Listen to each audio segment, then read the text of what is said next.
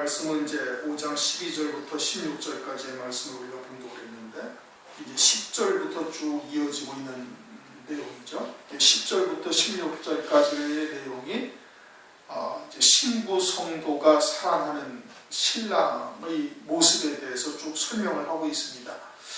신부 성도가 사랑하는 신랑의 모습을 설명하고 있는데, 그것은 곧 신랑 되시는 예수 그리스도께서 신부 성도에게 이루어 가시는 그런 신앙의 모습을 말씀하고 있는 거예요. 주님의 모습이 이러하다.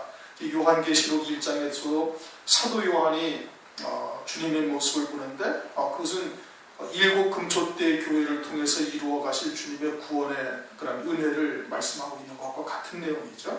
같은 그렇게 이제 보셔야 되는 겁니다. 그래서 이제 지난 시간에 우리가 10절, 11절을 상고했죠. 10절, 희고도 불고 주님의 구속의 은혜, 죄사함의 그런 구속의 은혜 가운데 우리를 흰옷 입은 자로 세워가시는 거예요. 성결한 자, 거룩한 존재, 희고 깨끗한 세마포옷을 입은 자로 이제 만들어 가시는 은총을 우리에게 베풀어 계시는데, 그와 같은 주님이 모든 사람들, 어떠한 인생들보다도 뛰어난 분이다. 어떠한 인생들이 하늘나라의 그런 구원의 역사를, 그런 구원의 도를 깨우쳐준 그와 같은 사람이 누가 있니?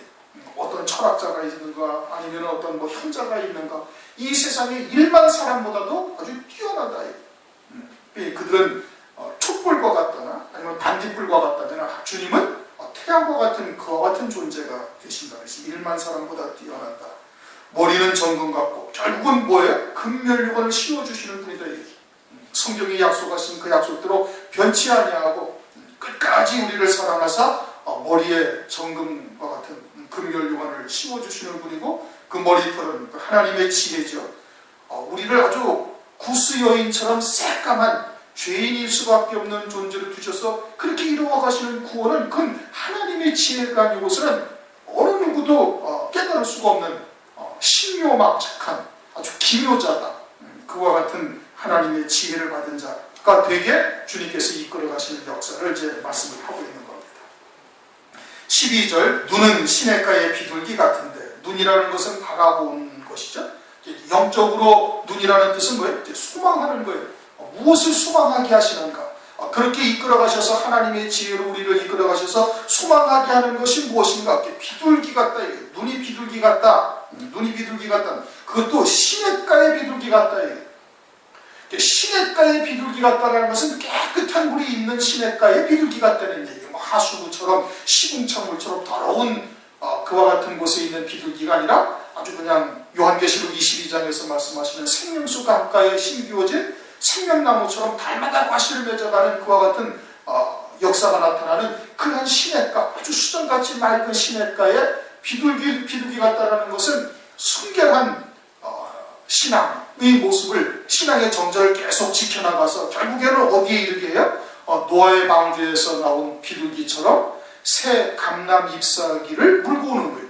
결국은 그렇게 신앙의 정절을 지키며 열매 맺어 자라가게 하는데, 수정같이 맑은 그런 생명수로 자라가게 하셔가지고, 그래가지고는 결국은 뭘 소망하게 하는가?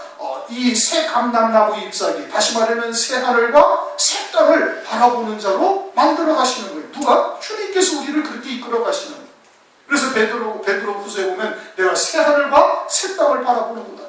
결국은 그와 같이 새 하늘 새 땅을 바라보는 믿음의 자리까지 이끌어 가신다 이겁니다. 눈은 시냇가의 비둘기 같은데 젖으로 씻은 듯하고, 그것을 하나님께서 신령한 말씀의 젖으로 우리를 먹이셔서 길러가시는 거예요. 자라가게 하신다 이겁니다. 베드로전서 2장 2절에 신령한 저주를 사모하라 말씀하시면서 그것이 우리를 자라가게 한다. 더더군다나 그렇게 자라가게 하시는 것이 마치 엄마가 자기의 갓난 아이한테 젖을 먹이듯이, 이놈이 나중에 커서 나한테 효도를 하리라, 노후에 보험 들은 것처럼 이놈이 내 노후에 힘이 떨어졌을 때 이 녀석이 나를 잘 봉양하리라, 이거를 바라보고 아이의 젖을 먹입니까? 아니거든요. 그냥 주시는 거예요. 그냥 어미가 자기 갓난아기한테 그냥 젖을 먹여서 길러가는 거예요. 그와 같이 하나님께서 우리의 소위대로 우리에게 갚지 아니하시고, 또는 우리가 무엇인가 잘 할 듯하여 하나님께서 그와 같은 은혜를 베풀어 주시는 것이 아니라 그냥 거저 마치 엄마가 갓난아기한테 젖을 먹이듯이 그냥 은혜로 선물로 하시고 이와 같은 은총을 우리에게 베풀고 계시는 것이다. 눈은 시냇가의 비둘기 같은데 젖으로 씻은 듯하고, 그래서 자라가게 하셔가지고 결국은 새 감람나무 잎사귀 새 하늘과 새 땅을 소망하는 자가 되게 하시는데, 그 비둘기 같은데 그 눈이 어떻게 됐다? 아름답게도 바뀌었구나, 그렇게 말씀하고 있어요. 아름답다라는 것은 주님이 보시기에 아주 아름답다. 이게 주님이 보시기에 아름답다라는 것은 온전히 새하늘 새 땅의 소망, 즉 주님께서 이 땅에 천지와 만물을 지으신 아버지의 뜻에 아주 일치되게 그 소망을 두고 있는 것을 말합니다.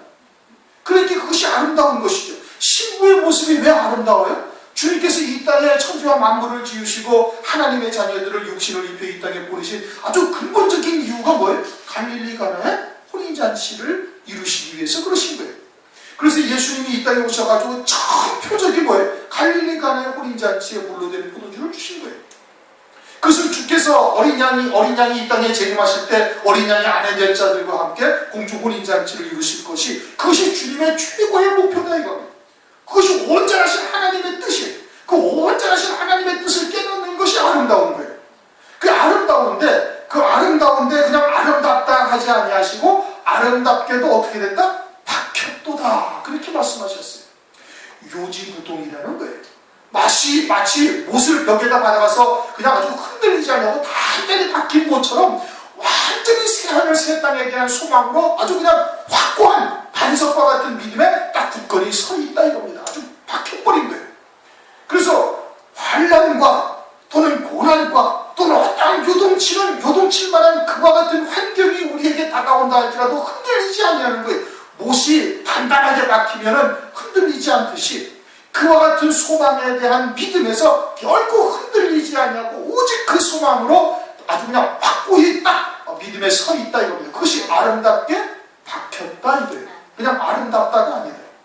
아름답게 박혔다 이거예요. 못이 단단하게 그냥 딱 박혀가지고 흔들리지 아니하고 요동치지 아니하듯 이렇게 어떠한 환경 가운데서도 이것이 다 세상줄을 끊게 하시는 하나님의 역사라는 것을 믿음으로 받는 거예요. 또 사실이 그러한 것이고, 주님이 우리를 이 땅에 보내신 목적이 뭐예요? 어린 양이 아내 되게 하시는 거예요. 그것이 이 천지와 만물을 창조하시고 아담으로부터 아브라함으로부터 모세로부터 이렇게 쭉 이어져가지고 이 성경의 역사가 쓰여지고 그들의 하나님의 말씀이 구약에 기록이 되어져서 오늘날 우리에게 익히시는 이유가 뭐예요? 공중혼인잔치에 참여하는 자들 얘기하시는 거예요. 이건 히브리서 11장이 말씀하고 있죠. 더 좋은 부활을 우리에게 주시고자 합니다. 그래서 마지막 때 그들의 추수됨으로 말미암아 이전에 아브라함으로부터 노아로부터 또는 그 앞에 있는 아담과 셋으로부터 이어지는 모든 믿음의 선진들이 온전케 되어지는 게, 자기들이 순교하고 자기들이 그와 같은 많은 믿음의 연단과 훈련과 또는 하나님의 선지자로서 사역한 그 모든 사역의 결정체가 뭐예요? 어린 양이 안에 더 좋은 부활이 되기, 그것으로 온전케 되어진다. 히브리서 11장 맨 마지막 절에 그렇게 말씀하고 있는 거예요. 그러니까 그와 같은 소망, 새하늘 새 땅에 대한 소망, 천년왕국에 대한 소망에 완전히 딱 믿음으로 굳건히 선자가 되어져 있으니 이제 비둘기 같은데 젖으로 씻은 듯하고 아름답게도 바뀌었구나. 뺨은 향기로운 풀밭 같고 향기로운 푸른덕과도 같고, 향기로운 꽃밭, 향기로운 푸른덕, 그게 다 뭐가 나는 거예요? 향기가 나는 거예요. 뺨이라는 것은 얼굴에 안색이 나타나는 거예요. 막 기쁘면은 그 기쁨이 나타나고 불쾌하고 분노하게 되어지는 그 화나는 모습이 얼굴에 나타나는 거예요.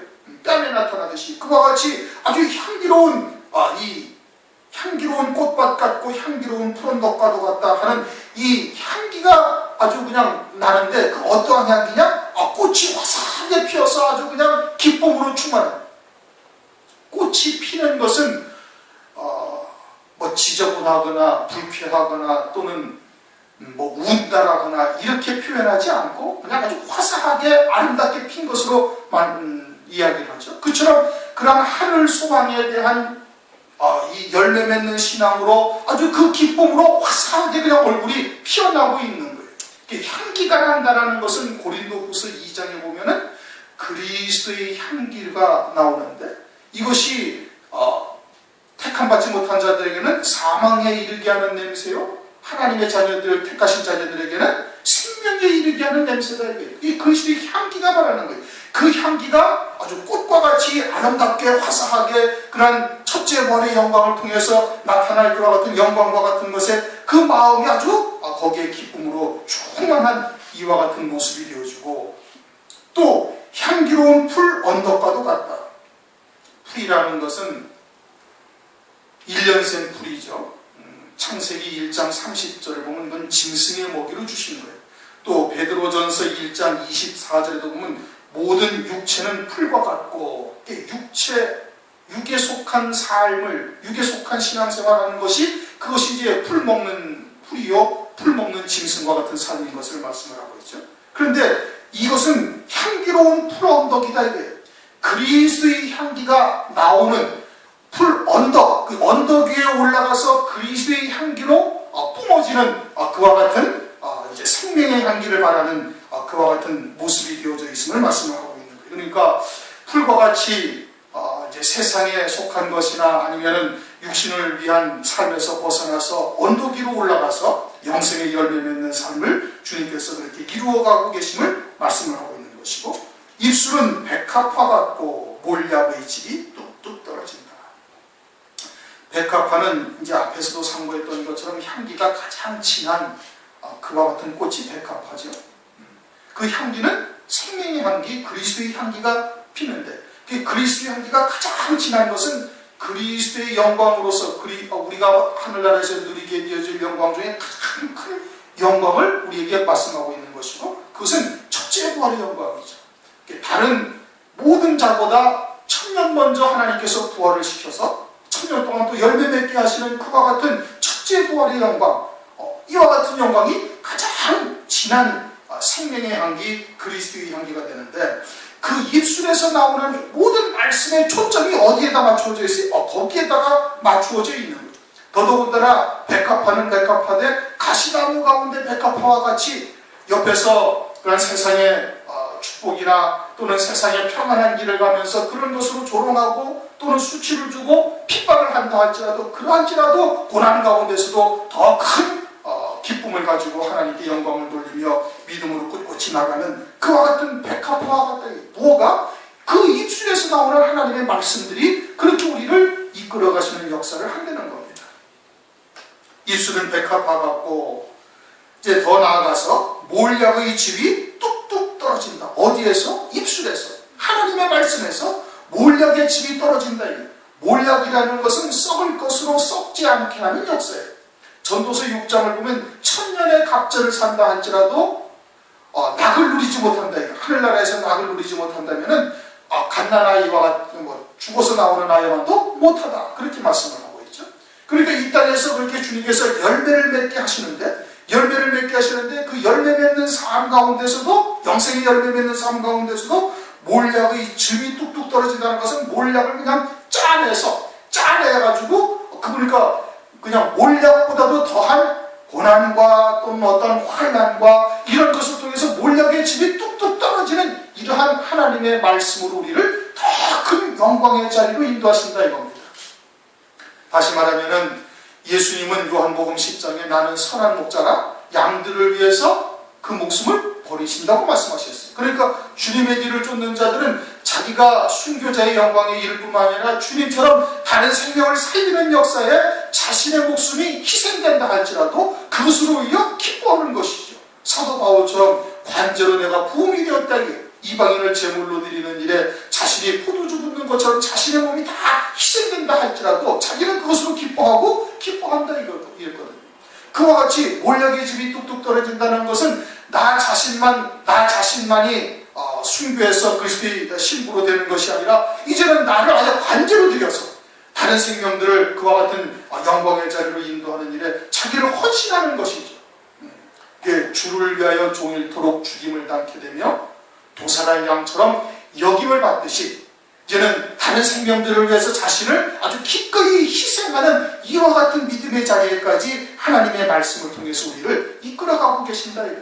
그래서 환난날에 두 증인이 그와 같은 길을 가게 되는 거예요. 환난날 1260일 동안 하나님의 말씀을 마지막 때 재림하실 주님을 증거하면서 그들이 다른 생명들을 살릴 자를 살리는 역사를 이루죠. 그것이 몰약의 즙이 그 입술에서 뚝뚝 떨어진다. 즉 하나님의 말씀을 통해서 종국에는 그와 같은 길까지 우리를 인도하고 계심을 말씀을 하고 있는 것이죠. 14절 소는 황옥을 물린 황금 노리개 같고,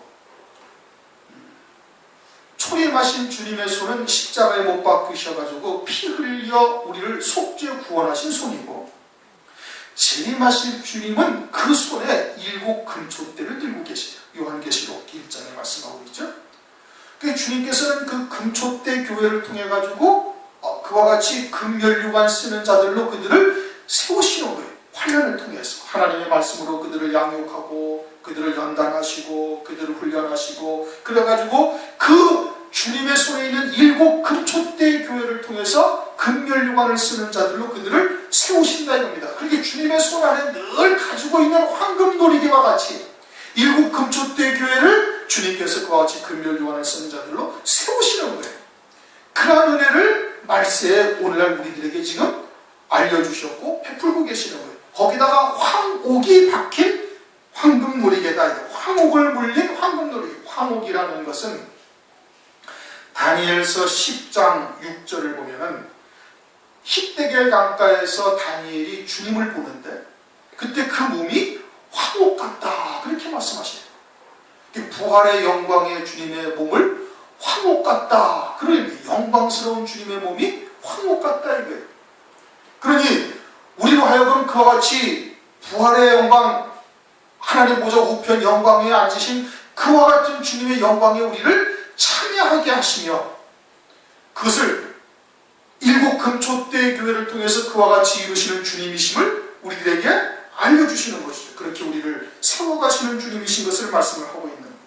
그래서 손에 황옥을 물린 황금 노리개 같고, 몸은 아로새긴 상아에 청옥을 입힌 듯 하구나. 주님의 몸은 곧 우리의 몸을 말하는 것인데, 우리를 갖다가 아로새긴 상아에 청옥을 입힌 듯 하구나. 주님의 몸이 아로새긴 상아다라는 것은, 상아는 열왕기상 10장 18절을 보면 솔로몬 왕이 상아로 왕좌를 만들고 그리고 거기를 정금으로 다 입혀버려요. 그렇게 상아로 무엇을 만들었어요? 왕좌를 만드는 거예요. 그래서 그 몸이 상아와 같다, 아로새긴 상아와 같다라는 것은 장차 우리의 신령한 부활의 몸을 입게 하실 때 그때 주님께서 우리를 왕의 자리에 앉히시는 은혜를 베푼다 이게. 왕의 자리에 앉히시는데 그 왕이 어떤 왕이? 첫째 부활의 영광을 입고 만 왕 중에 하나가 되어져서 주님과 함께 왕으로 1000년 동안 다스리게 하시는 거예요. 그런데 그 상아에 청옥을 입힌 듯하다. 청옥이라는 것은 출애굽기 24장을 보면 이스라엘 백성들이 하나님의 영광을 보게 되어지는데, 하나님의 발 아래가 청옥을 편 듯 그 하늘이 아주 새파랗게 아주 끝까지 다 투명하게 보이는 거예요. 아주 무한한 하나님 나라가 그냥 청옥을 편 듯 하늘이 아주 파랗게 보이는 겁니다. 여러분들도 비행기를 타보신 분들은 알잖아요. 비행기가 고도가 아주 높은 데 올라가면 이제 그 구름도 뛰어넘어요. 그렇죠? 구름도 뛰어넘고 그 하늘에 올라가서 그 하늘 햇빛 비칠 때 그 하늘을 바라보면 완전히 우리나라 가을 하늘의 쪽빛이라는 것이 완전 그렇죠? 파란데 그 파란 색깔이 아주 그냥 쪽빛처럼 쫙 이어져 있는데 그것이 아주 무한해. 그렇게 청옥을 편 듯 아주 그냥 그 상아가, 아로새긴 상아가 청옥을 편 듯하다, 청옥을 입힌 듯하다는 것은 그와 같이 하나님 나라의 영원 무궁한 세계까지 그 끝까지 그 영광의 보좌가 계속 이어질 것을 말씀을 하는 것이에요. 바닷물도 이제 남태평양이나 이제 적도 근처에 바다를 가면은 비행기에서 내려보면 바다까지 다 보입니다. 가끔 달력 그림이나 아니면 이제 TV에서 나오는 그런 관광지에 대한 화면 같은 것이 나오면은 막 바닷속이 환히 다 보이잖아요. 그렇죠? 그처럼 파란색이 아주 끝까지 투명하게 다 보이는 것이, 하늘나라가 청옥을 편 듯 파란 것이 보인다. 그렇게 청옥 같다라, 청옥을 입힌 듯하다라는 것은 그처럼 영원한 세계의 끝까지 그 영광이 보장되어질 것을 말씀을 하고 있는 겁니다.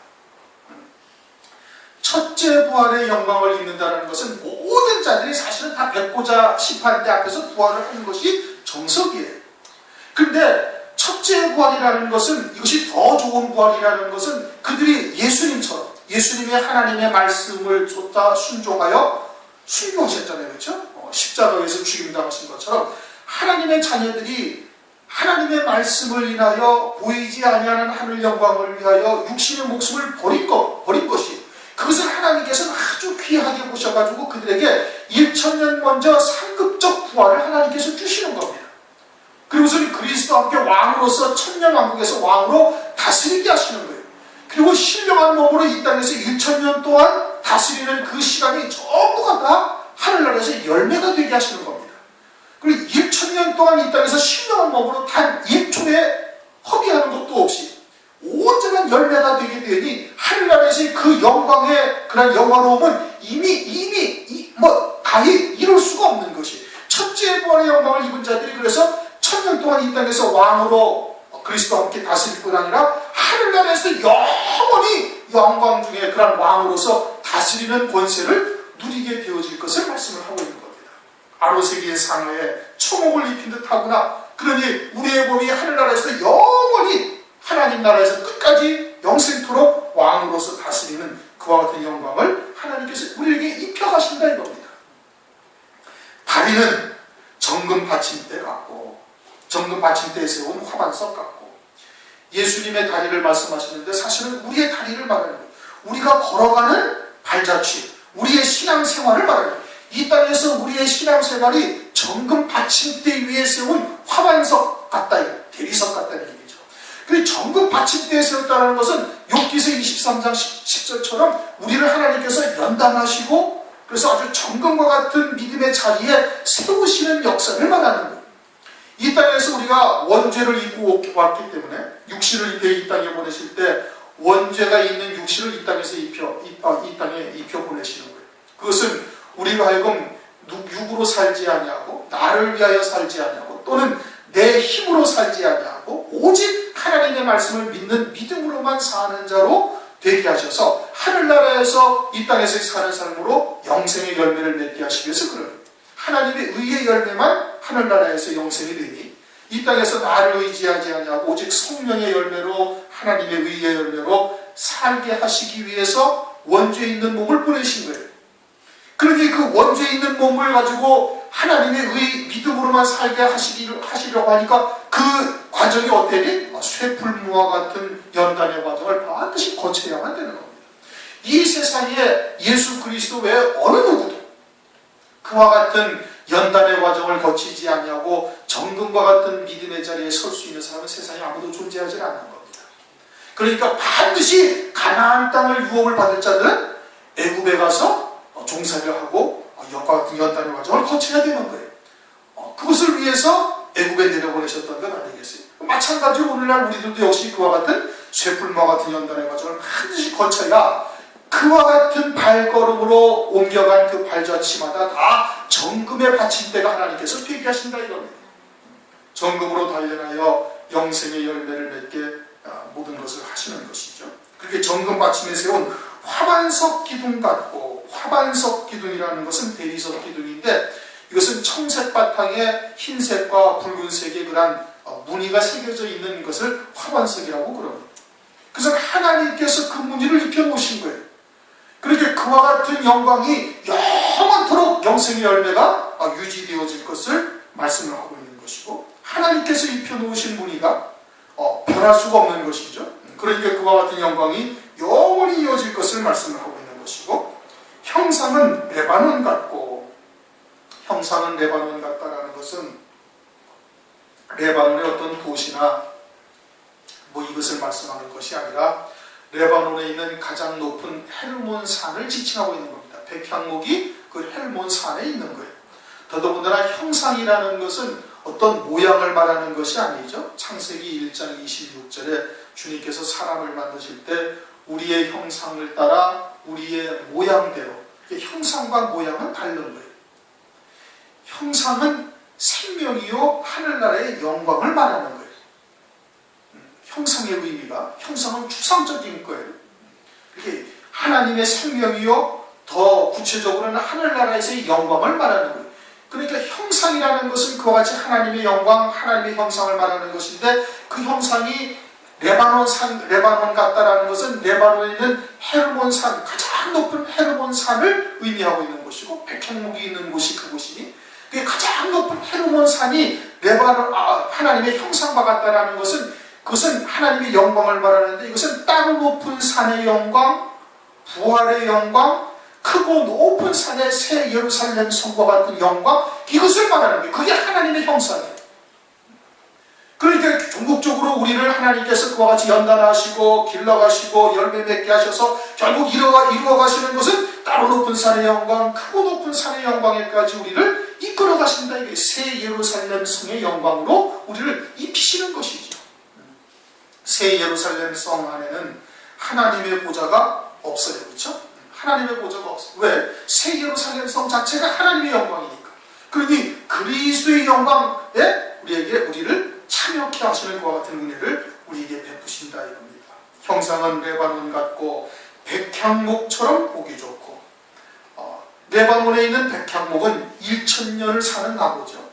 그러니까 백향목처럼 보기 좋다는 것은 1000년 동안 그와 같은 영광의 자리에 하나님께서 있게 하셔서 그리스도와 함께 왕으로서 다스리게 하시는 역사를 이루실 것을 말씀을 하고 있는 겁니다. 그리고는 16절, 입은 힘이 다니, 그 입에서는 뭐가 나오는데? 하나님의 말씀이 나와요. 그럼 입을 서로 맞추어 봐야 그 입이 다른지 쓴지를 알 수가 있는 것이죠. 입이 힘이 달다는 것은 하나님께서 나오는 그런 하나님의 주님의 입에서 나오는 말씀이 달다 이거예요. 달다 이거예요.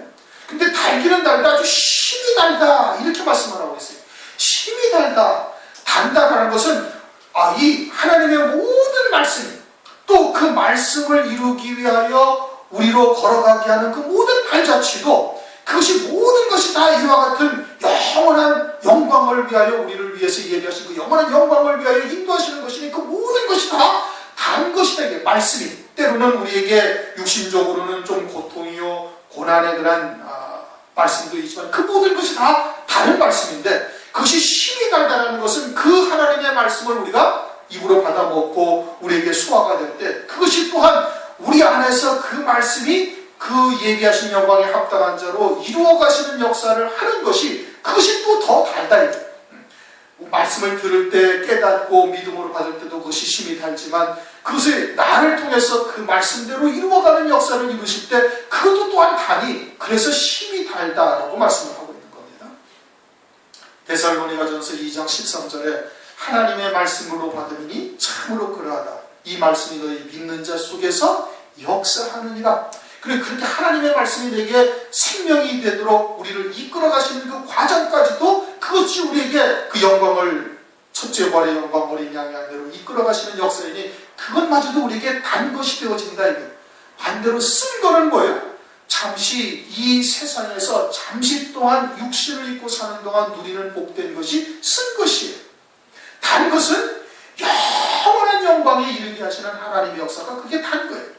그러니까 힘이 달다라는 것은 이 땅에서도 그러한 말씀을 통해서 우리에게 영광과 소망을 주시지만, 그것이 나를 통해서 그와 같은 과정을 이루어 가심으로 영원한 영광이 되게 하시니 힘이 달다라고 지금 말씀하고 있는 것이고, 그 전체가 사랑스럽다. 평안뿐만이 아니라 때로는 고난이나 또는 환난이 닥칠지라도 그 모든 것이 하나님의 말씀이 나로, 장차에 나로 세우시는 그와 같은 하나님의 은혜의 역사에 모든 것이 다 사랑스럽다 라고 지금 말씀을 하고 있는 겁니다. 모든 그런 하나님의 은혜로 세상에 속한 것들을 끌어내게 하시는 역사이니, 그 모든 것이 사랑스럽다. 하나님의 말씀이 내게 임하시고 그 말씀이 내게 온전히 생명이 되도록 이끌어 가시는 그 과정까지도 모든 것이 다 사랑스럽다. 예루살렘 여자들아, 예루살렘 여자들은 잠깐 동안의 세상의 복된 것을 쫓아 그렇게 또는 그러한 복을 주시는 주님으로 깨닫고 또 그렇게 믿고 살아가고 있는 여자들이죠. 예루살렘 여자들아, 이는 나의 사랑하는 자요.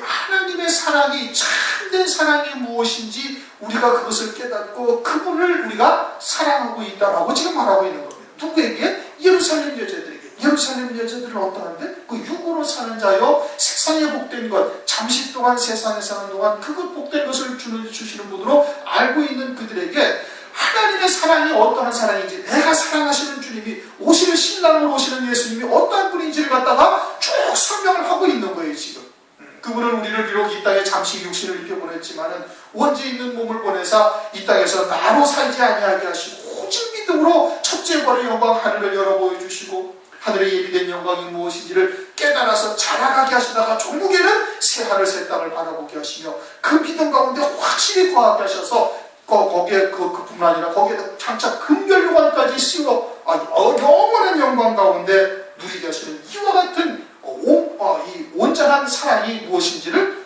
예루살렘 제자들에게 지금 얘기를 하고 있는 거예요. 이는 나의 사랑하는 자요 나의 친구이다. 요한복음 15장에 가면 주님이 이제 친구가 누구인지를 말씀하시는 겁니다. 그렇죠? 친구는 요한복음 15장 15절에 아버지께 내가 들은 것을 다 알려준 자가 친구예요. 그걸 깨닫고 믿음으로 받은 자, 그 계명을 지키는 자가 주님을 사랑하는 자요. 그러한 아버지의 뜻을 완전히 깨닫고 그 계명을 지키는 자가 주님의 친구가 되는 거예요. 그러니 하나님께서 천지와 만물을 지으시고 아들의 영에다가 육을 입혀 이 땅에 보내신 아버지의 뜻을 온전히 깨닫고 있는 그리스도의 신부된 자, 신부신앙의 선자가 주님의 친구가 되는 거예요.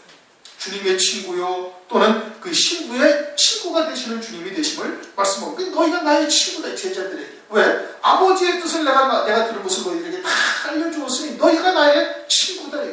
그러니 이처럼 하나님의 온전한 사랑과 하나님의 온전하신 뜻이 무엇인지를 깨달아서 이렇게 믿음으로 받게 하셔가지고 그 말씀대로 이루어가시는 이와 같은 역사를 이루시는 이분이 나의 사랑하시는 자다.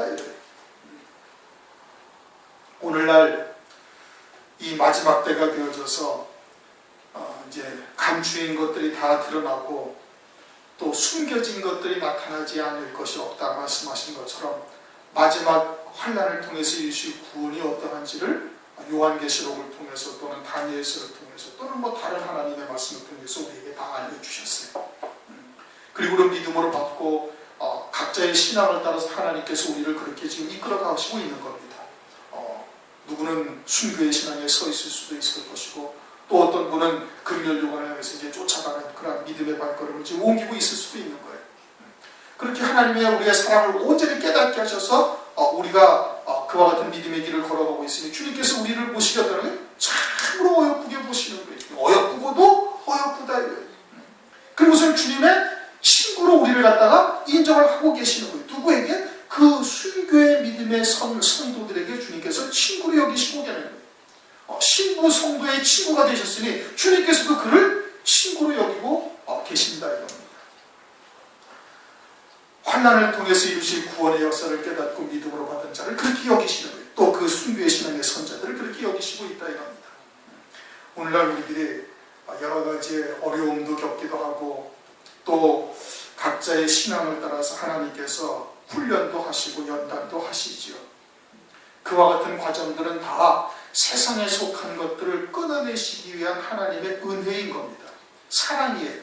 그 모든 전체가 다 하나님의 은혜로 우리에게 주신 거예요. 어느 것도 떡으로 주셨지 돌로 주거나 뱀으로 준 것이 아무것도 없다 이겁니다. 받는 자의 신앙에 따라서 그것을 감사함으로 은혜로 받느냐 아니면 그것을 돌로 받느냐 그건 각자의 신앙에 따라 달라지는 것이죠.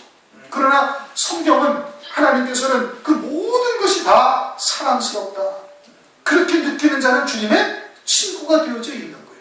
그와 같은 믿음의 자리에 다 서시기를 바랍니다.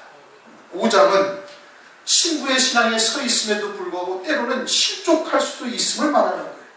그러나 주님은 결코 떠나지 아니하셨어요. 그래서 나가서 하나님의 말씀을 증거해도 듣는 자도 없고 도리어 핍박하고 도리어 막 출교당하고 이단이라고 정죄받고 그러면서 쫓겨나가고 이런 게 주님이 역사하지 아니하시고 주님이 함께 하시지 아니하는 것처럼 이 신부 성도가 생각을 한 거예요. 사실은 그러나 그와 같은 하나님의 말씀을 증거하는 신부 성도의 속에 주님이 함께 하고 계시는 겁니다. 그들이 문을 닫고 있어 있어가지고 주님이 다니면서 그들의 문을 두들겨도 그들이 문을 열어주지 아니할 뿐인 것이에요. 그러나 그러한 역사가 없다고 실망하고 주저앉게 됐던 신부 성도이거든요. 그러나 다시 주님께서 그 못자없는 손을 보여주시자 다시 감화 감동의 역사가 일어나서 또 나가서 하나님의 말씀을 증거하는데 핍박당하고 쫓겨나는 것이죠. 그래도 예루살렘 여자 하나님의 말씀을 조금 알아듣는 그와 같은 자를 만나서 하나님의 말씀을 지금 전하고 있는 거예요. 주님이 어떠한 주님이신지를 신랑으로 오시는 분이 하나님의 온전하신 뜻이 무엇인지를 좀 증거하고 있는 거예요.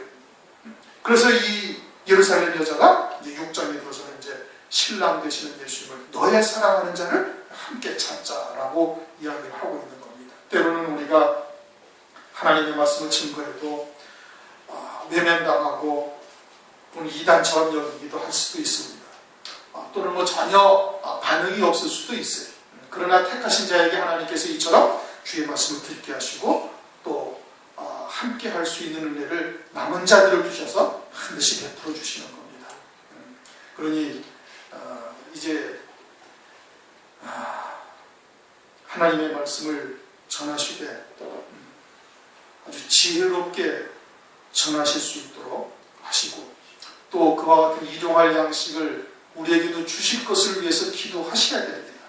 그걸 기도하시면서 또 그처럼 하나님의 말씀을 받을 만한 믿음이 있는지 보면서 하나님의 말씀을 지혜롭게 증거해서 이와 같이 살릴 자를 살릴 수 있는 역사가 이루어지기를 주님의 이름으로 축원합니다. 동서를